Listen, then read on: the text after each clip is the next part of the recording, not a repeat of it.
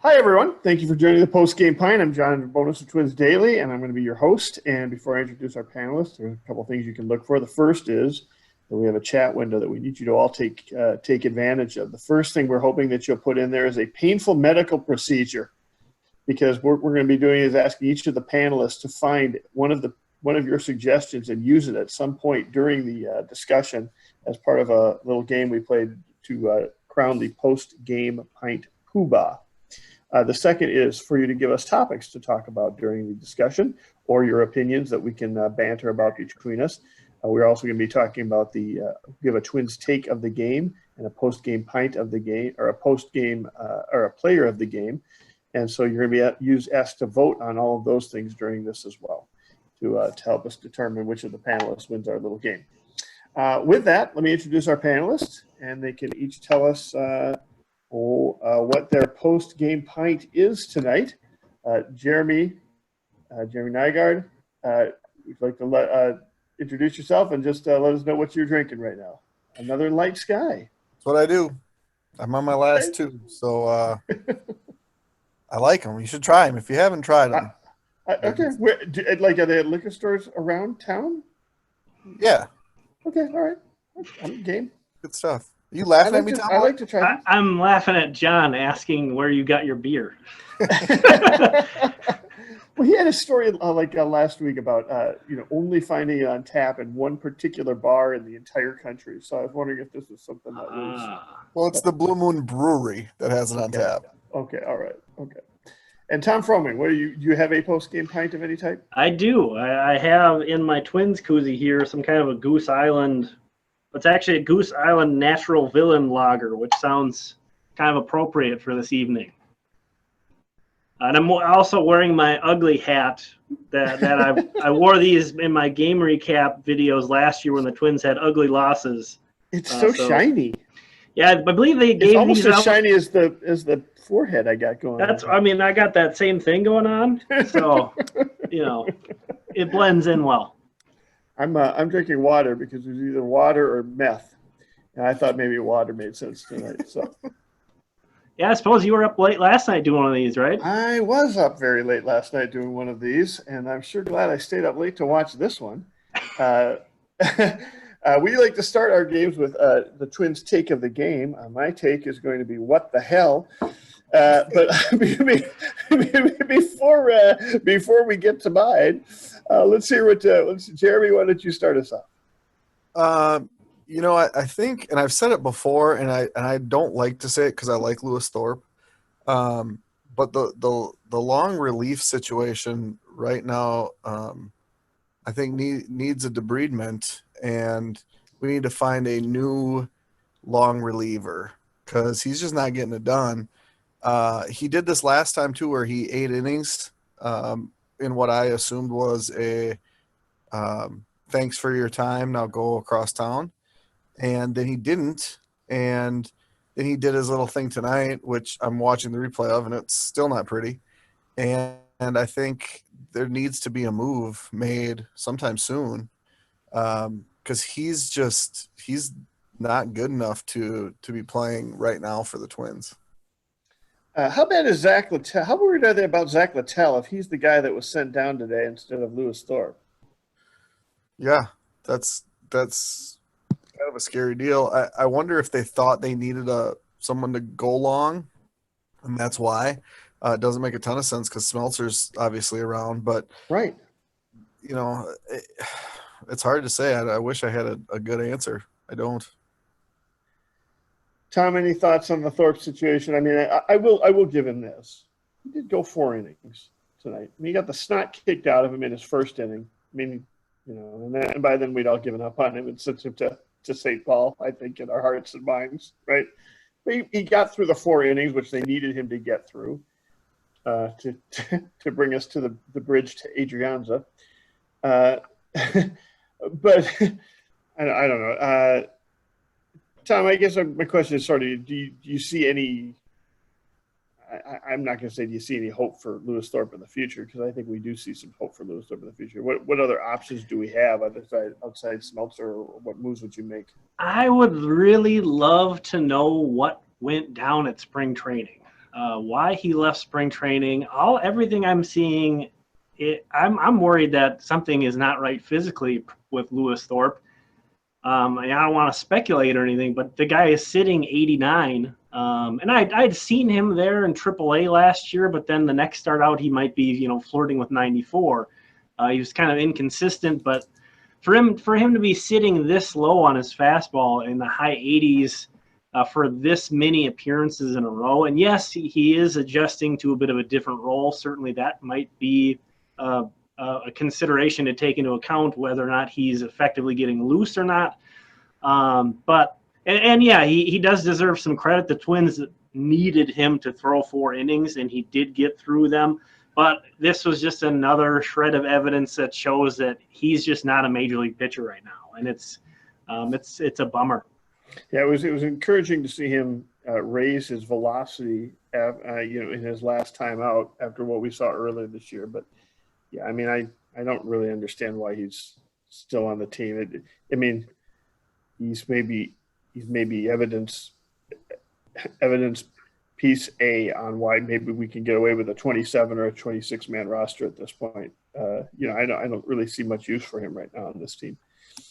Tom, how about what's your Twins take of the game? My biggest take overall in this game is that, I want to see some more urgency. After this game, the Twins are only a half game up on Cleveland. And, Rocco Baldelli is an excellent manager at kind of keeping the big picture in focus. And once this game got out of hand, tonight, what are you going to do? Rich Hill had one of his worst starts of his career. You just needed somebody to cover the game. I get that.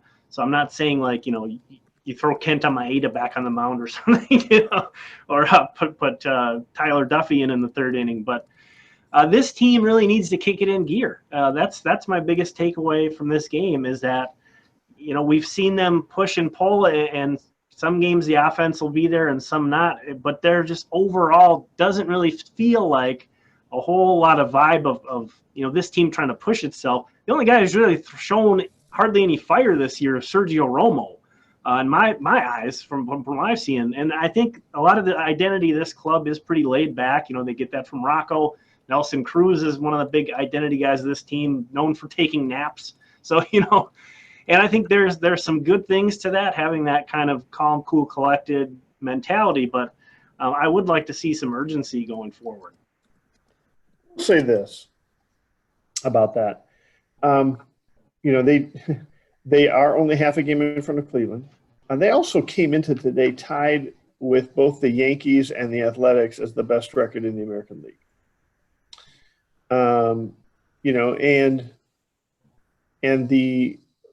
I think the Baltimore Orioles right now are the 8th team that is going to still make the playoffs, and they're strictly a 500 team. So do we need the urgency? I mean, or is your concern that they might actually fall out of this, or is it that there's a slippery slope, or is that you just don't want to finish behind Cleveland, which I fully support, just so we're clear. Well, I'm just a little bit, the urgency thing is more that there just feels to be a lot of games that are managed in a manner in which they're okay losing. Is kind of the thing that I'm getting. So many bullpen games. And I'm a bullpen nerd, so if I'm complaining about the number of bullpen games there have been, that kind of tells you something. It feels like there have been quite a few games that have been managed in a manner in which the Twins kind of approach things to where, we dropped this one, whatever. Yeah, of course the overall record is good, but at some point, and 8 teams are going to make the postseason in the AL, and then at that point it's just a 3-game crapshoot anyway. But at some point, we need to get Josh Donaldson back on the field. At some point, Jose Barrios has got to get pointed in the right direction. If these things don't start to happen, then what are you going to be looking at come late September, October? Can you really flip that switch from kind of this coasting mentality, taking it easy, punting a game here and there? Then all of a sudden when October comes and you have a 3-game series that you need to win, maybe you can. I don't know the answer to that question. This is a veteran club. These guys are all professionals, so maybe that is possible. But It worries me a bit, and that's one of the biggest things that I see going on in terms of Minnesota versus Cleveland right now. Is that Cleveland team, something weird is going on where they seem to have bound together against kind of Mike Clevenger and Zach Plesac, and that's somehow been like a bonding moment for this team. And they're hot, they're playing well, and there's a lot of dangerous teams in the American League. And I just would. Terry Francona is a master at that sort of thing. Yes. Jeremy Nygaard, you sitting there in your big comfy chair. I can see you there. What do you think? Do the Twins need to be starting to show more urgency or not? I feel like I would answer this question differently if they were 500, but they're not. I mean, aside from a 4-game losing streak, they're 16-5, and still, like you said, tied for best. Despite a 10-2 start, then they're 500. Sure. I mean, but they're obviously a team that's fully capable of beating anybody. And, it was during that 10-2 streak, we come on here and it was like, well, are you worried about the rotation? And I was like, no, let's chill out. It's fine. And it's been okay. The guys that we thought would be really good haven't been. Guys that you didn't really know or thought would be like a mid-rotation guy have been really good. So they're going to get Pineda back here soon. Hill will be fine, when he's fully healthy. Bailey will be back. Donaldson will be back. You hope that Garv's not out for too long. Like they're just a shell of what they could potentially be, and there's no hurry for them to get back because it's not that they're going to have to scratch to get into the playoffs. If they're the 7th seed, are they playing the A's? Well, you could beat the A's in a 3-game series. If they're the 5 seed, who do they play? The Rays. They could beat the Rays in a 3-game series.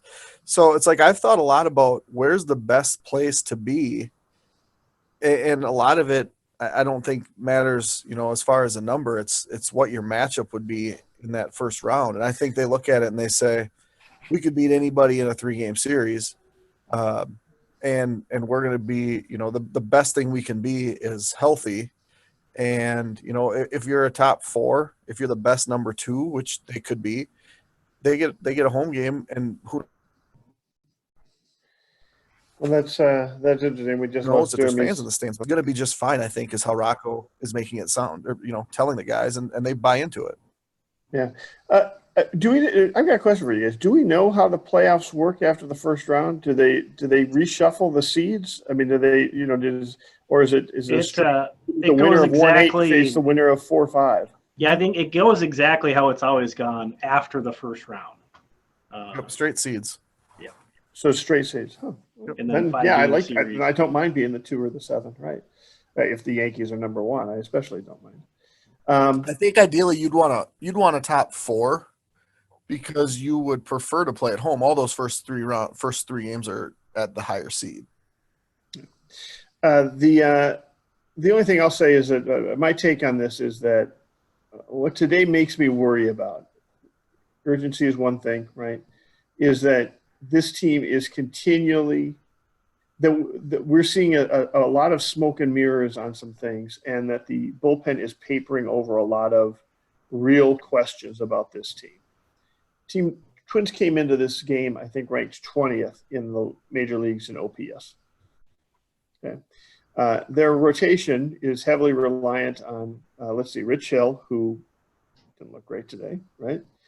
And we're not sure about his health going forward. You just can't be sure about a 40-year-old's health one way or the other, right? No matter what they say, right? We're not totally sure about Jake Odorizzi, right? Barrios has been a disaster, right? We've got Maeda, right? And Dobnik's been great, but Dobnik is also, a brand new thing. We're hopeful Pineda's going to come back strong. We're hopeful Homer Bailey will come back. So my point is, the rotation is no sure thing. Not that it was necessarily a sure thing entering the season, but it's not a sure thing. The offense suddenly looks average.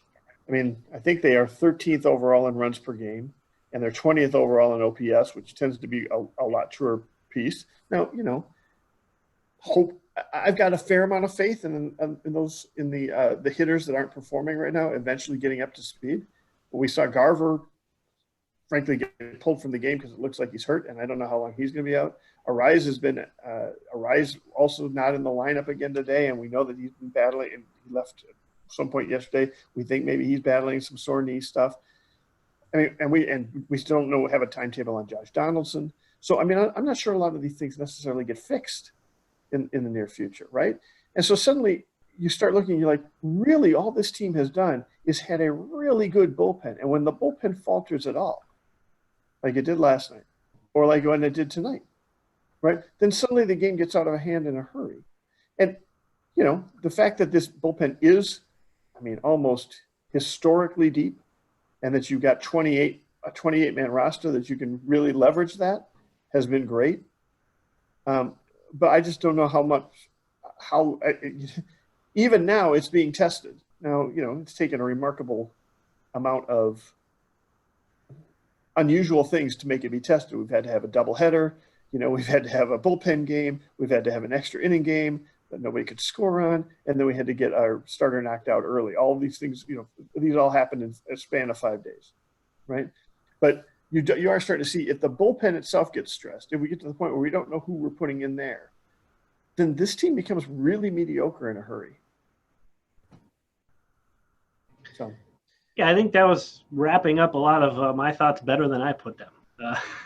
You know, yes, this team has a great record, but you can see a lot of things to be concerned about. And, you know, we have to remember we're looking at these through 2020 schedule goggles, and it's not like they're playing the Yankees or, you know, the meat of the American League. They've been struggling against Kansas City and Milwaukee, and that just isn't, you know, that doesn't make you feel great. And even in some of the wins that they're picking up, like last night, you know, yeah, it was a insane game to watch. Kenta Maeda, you couldn't have had any more encouraging of a performance from anybody than what Kenta Maeda brought out there. That's big picture. That's more important than any individual game, him pitching that well. However, you had Rodgers dropping that game, and you barely beat Milwaukee by the skin of your teeth. And I don't think this is a very good Brewers team, especially without Kane in there.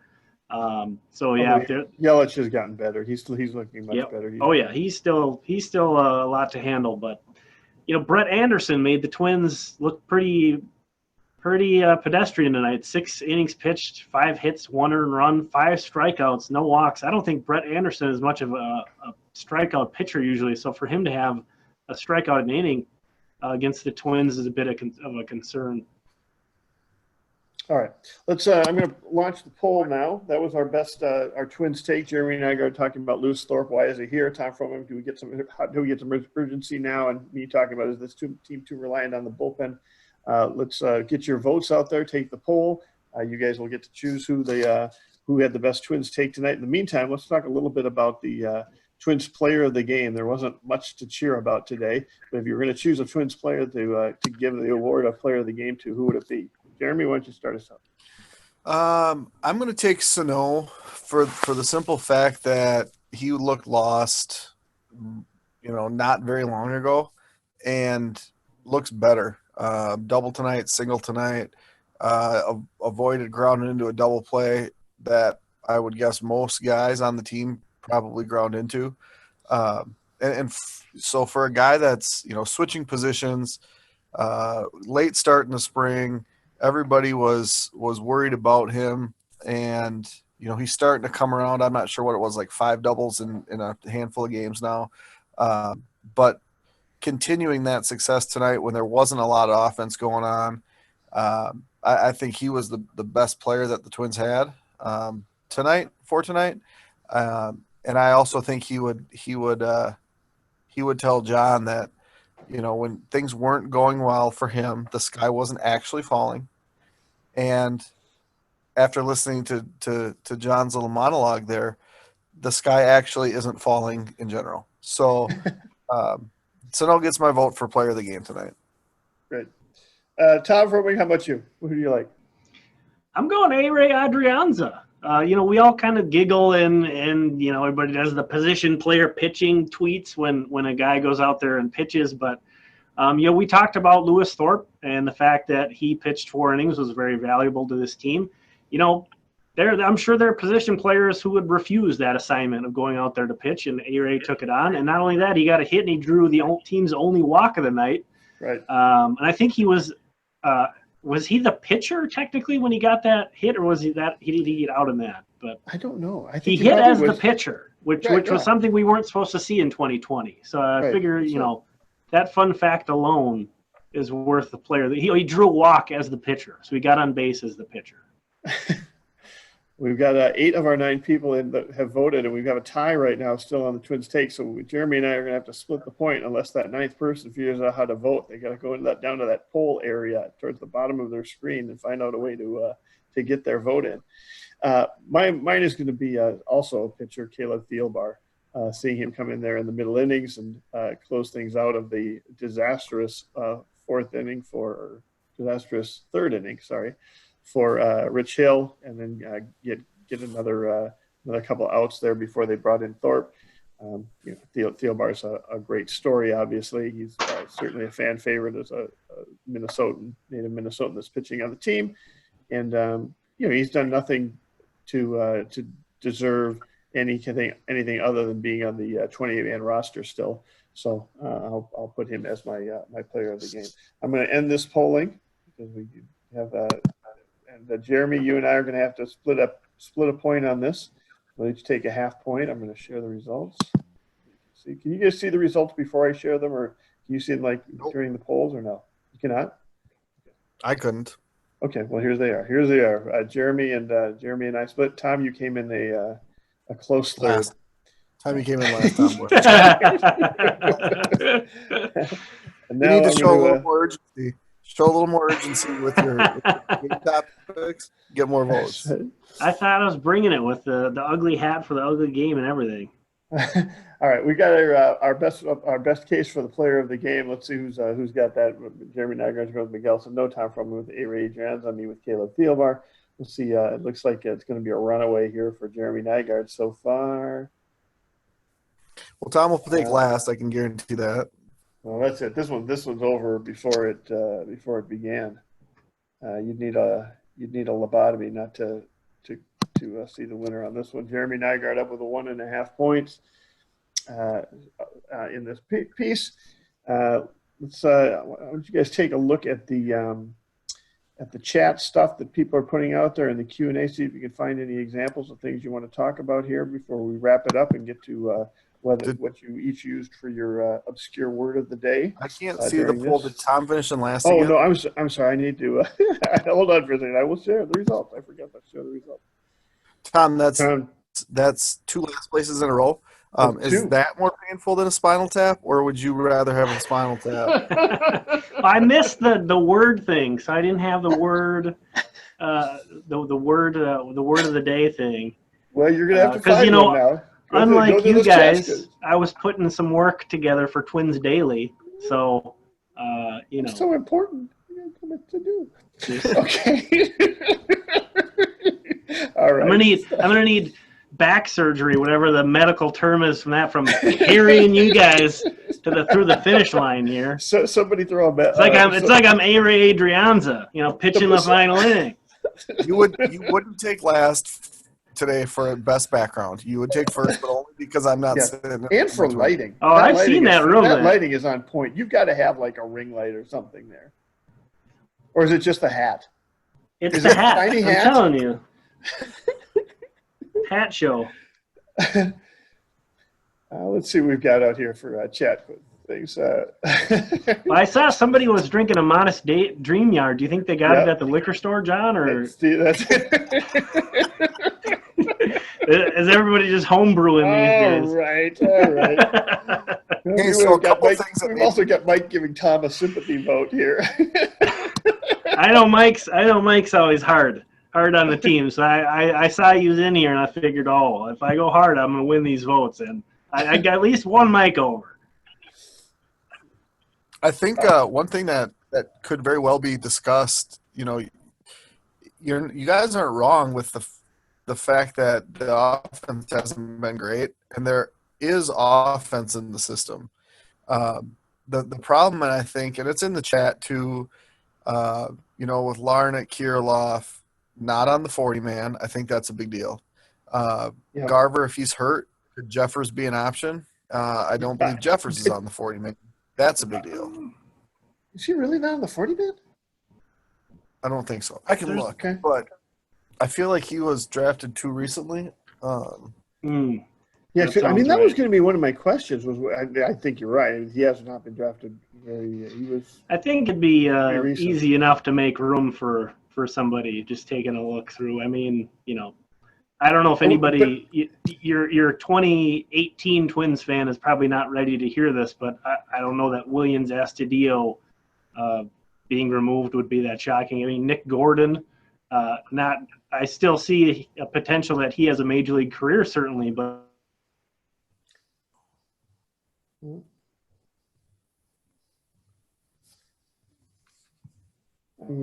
Did you get? Can you hear Tom, Jeremy?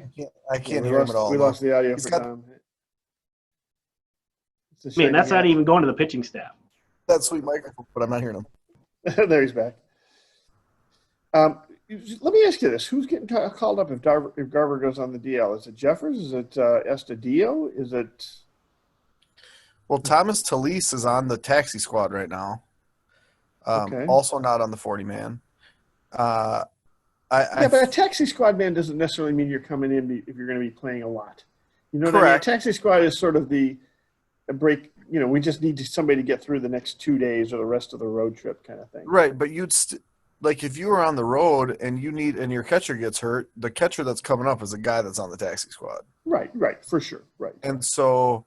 You might be right. Like he's absolutely probably but they're home. They could pull up anybody from them. Right now, I would say if Garver, if they diagnose this and this is going to be a long-term thing, then why wouldn't you get Jeffers an opportunity to play a lot? He's got the highest upside of any catcher in the system, and he's got a bat that you could say, hey, the lineup needs some help. What do you got? And that's the thing with Kirilloff too. Because I think he's the natural choice, more so than Rooker, more so than Larnach. And where do you play him? Like that's a question. But I think you could find a spot for him pretty simply by saying, hey, Miguel, go play third base again.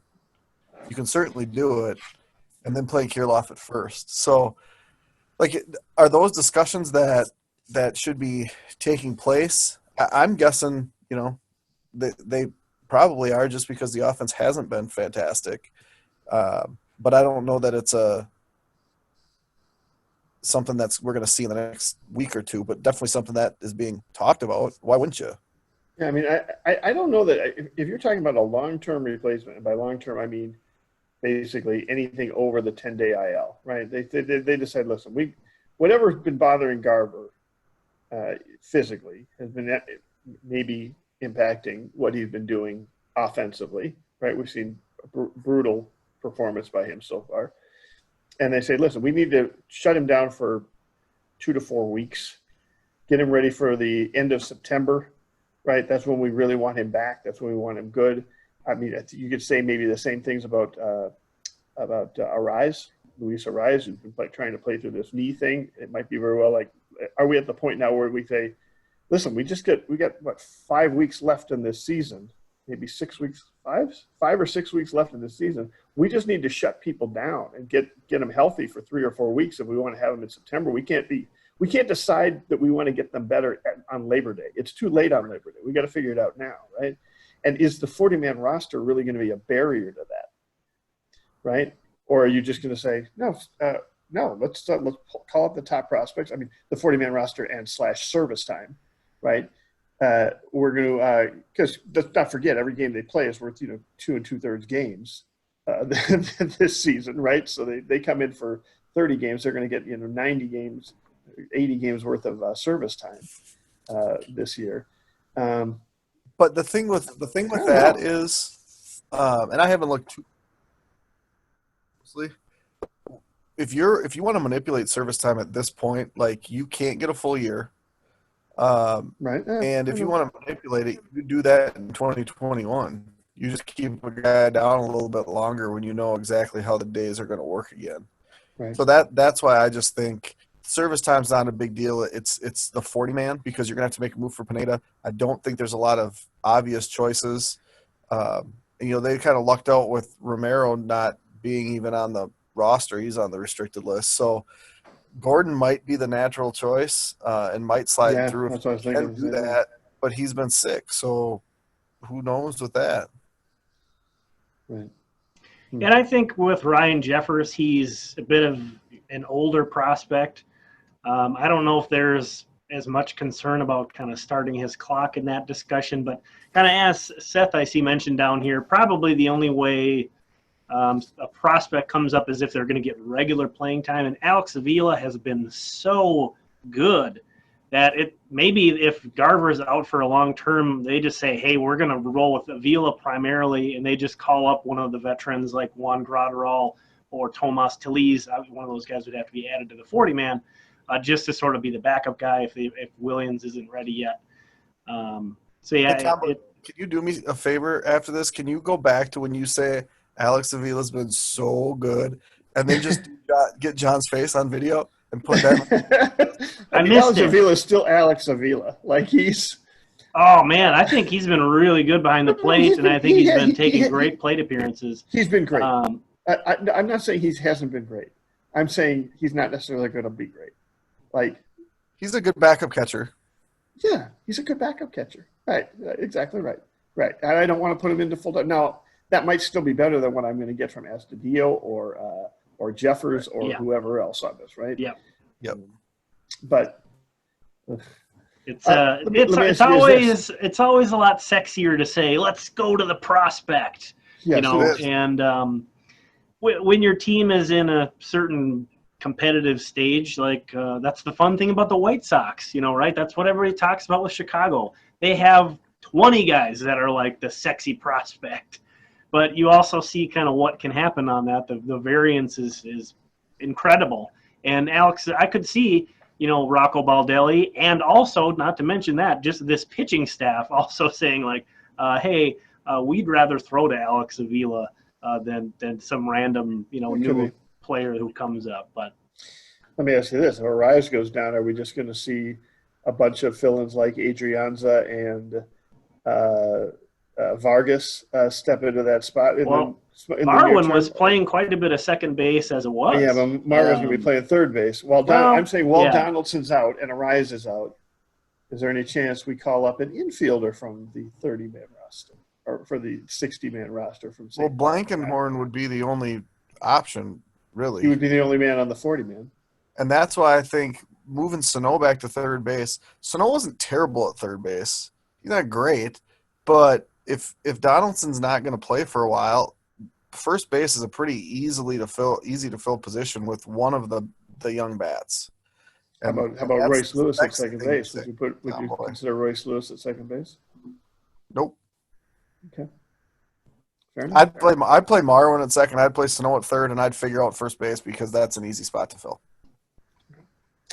All right. Thanks very much. The secret word today was all painful medical procedures, which seemed like an appropriate category given today's game.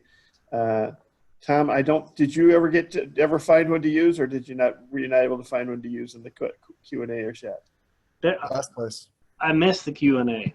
Oh, you missed it. Okay. All right.